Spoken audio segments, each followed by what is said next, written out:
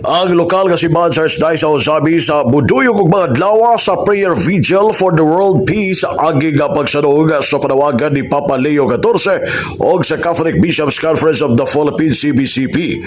Busa ang Archdiocese sa Osabi pinagi ni Archbishop Martina Sarmiento Mawa D.D. Dasig sa tanan nga mga kapanian reliyoso ug marelyosa og sa tanan nga mga Katoliko nga matuod sa lokal nga simbahan sa Osabi nga moapil alang sa mga prayer vigil for world peace nga dungan imuon kini sa CBCP karong Abril 11 Sabado. Kini gipahimanok sa tanan nga 27 ka mga parokya o sa kakwasay parish o tulo ka mission stations sa archdiocese nga gaawhang nga magiusa sa usa ka oras nga exposition sa balaang sakramento nga labina ang paghalad sa mga pag-ampo alang sa kalinaw sa kalibutan o kaluwasan sa mga kalag. Ginugaw usab ni Archobispo Mawad nga ang apil ang mga nagkanayang grupo sa simbahan mao ang Couples for Christ, WME, Kamatanunan, Zone Leaders, CWL, Legion of Mary, mga gagmay simbahan ng Katiligban, Parish Pastoral Council, Bible Groups, Family and Life, Charismatic Renewal Movement, o mga matuon ang mamahimong malampuso ng mga prayer vigil. Sa Metropolitan Cathedral sa Immaculada Concepcion, ang mga kaniukan mag-imon alas 4 sa hapon o tapuson kini. Pinagi Santos nga misa niya ng pagkalas 5 sa hapon o ginasig usab ni Archbishop Omoa ng Katawhan nga magdala og kandila kay Humas Santos nga misa magdagkot man og kandila at tumangan simbahan tibaan kini sa paghangyo alang sa kalinaw. Lagip na ang pagbutang og kandila diya sa kadalanan sa pagpakita sa kahayag nga mao si Ginoong Jesus. Naglaom usab ang Archdiocese sa Osamis nga pinagi sa niyo sa pag-ampo makabot ang kalinaw sa tibuok kalibutan ug ang kaluwasan sa tanan nga katawhan. Ani ang payag sana ko na magbalantay sa Archdiocese sa Osamis Most Reverend Martin Sarmiento Mawa D.D. sa magdasig sa mga baton.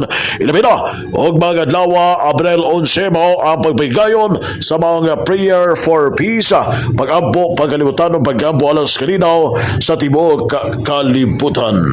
Katawhan sa Misamis Occidental sa Archdiocese sa Osamis, ako gahangyo kaninyo nga muadto kita sa simbahan atong iampo ang kalinaw sa tibuok kalibutan.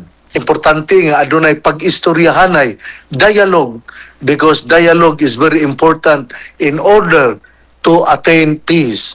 Mao nga ako muhangyo nga atong iampo ang kalinaw o atong pamation ang sulti sa Santo Papa. Let those who have weapons lay them down. Let those who have the power to unleash wars choose peace. Nga atong pilion ang kalinaw o dili ang kayugot o ang mga pagpamumba kay dili kana ang panghuna-huna sa atong Ginoo.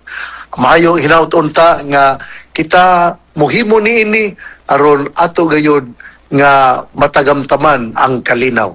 Nindot pud na nga doon natay humantingali sa misa atong hangyoon nga magdalag kandila aron atong ibutang sa atubangan tingali sa katedral ang dinagkutan nga kandila nga timaan sa atong paghangyo nga adunay kalinaw. Sa to pa inig mga alas 5 ang misa, mga alas 6:15 ato na tingaling ibutang din sa ato nga atubangan sa katedral ang lighting of candles for peace. Gihangyo ang mga kaparian nga inig alas 6 sa kagabhion adunay gitawag og lighting of candles for peace. Sa mga katawhan asa man sila, ang mga kapilya mohimo usab sa maong pag-ritual nga magpundok din sa kapilya unya magdagkot og kandila alang sa kalinaw. Magampo lang sila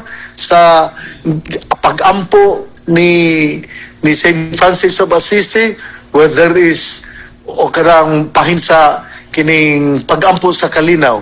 O Master, grant that we may never sin, or something like that. Ang arsobispo sa lokal si Major Dice sa Osamis, Most Reverend Martina Sarmento Moa DD, na nagkagyo sa mga katauhan nga muhiusa moban sa pagampo alang sa prayer vigil for world peace doon kinihimo sa CBCP sa Abril 11, 2026 ug mag-adlaw Sabado og dinhi sa Metropolitan Cathedral sa Immaculada Concepcion sa Nagbayan sa Osamis Simon kini alas 4 sa hapon og tapuson kini pinagi sa Santos nga misa den alas 5 sa hapon og bauman sa misa ibaw na pagdagkot sa mga kandila at umaga diya sa simbahan aging pagpakita nga sa Jesus ang kayag na maghatag og kalinaw sa tibuok kalibutan. Alang sa DX dinhi sa Kabanang Radio Simbahan W. Manuel Loron Kilo Jr. Buduyog sa ika-75 nga ibaleo sa lokal nga simbahan sa Archdiocese sa Osamis Danang sa Nagbayan.